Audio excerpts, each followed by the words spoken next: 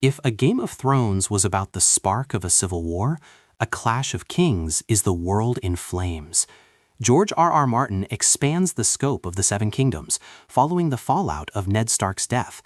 The War of the Five Kings is in full swing. Joffrey sits on the Iron Throne, Robb Stark is the king in the north, Renly and Stannis Baratheon both claim their brother's crown, and Balon Greyjoy seeks to carve out an empire from the sea. This is the book where the politics of the blade take center stage, and characters we thought were safe realize that in the Game of Thrones, there are no rules, only winners and corpses.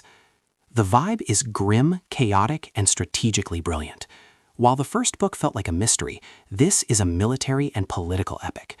The romance is cold and transactional. Think Joffrey's cruelty towards Sansa, or Tyrion's desperate hidden love for the prostitute Shae.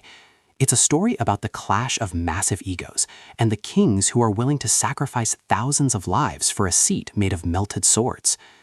The world building is vast and supernatural. Martin begins to lean into the fantasy elements that were previously just whispers. We are introduced to Melisandre, the Red Priestess who wields shadow magic, and witness Daenerys Targaryen's journey through the Red Waste to the eerie House of the Undying in Qarth.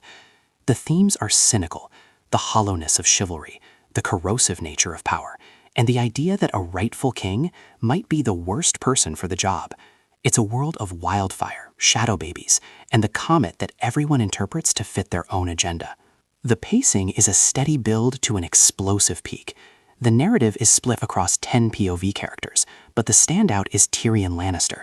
As the acting hand of the king, Tyrion's attempt to defend a city that hates him while outmaneuvering his own sister, Cersei, provides the book's intellectual heart.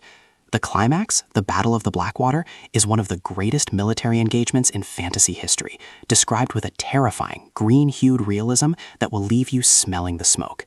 The ending is a bittersweet stalemate. The Lannisters hold the throne, but the war is far from over.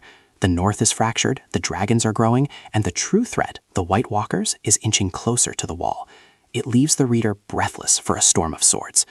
If you want a story where every choice has a price and no one is coming to save the day,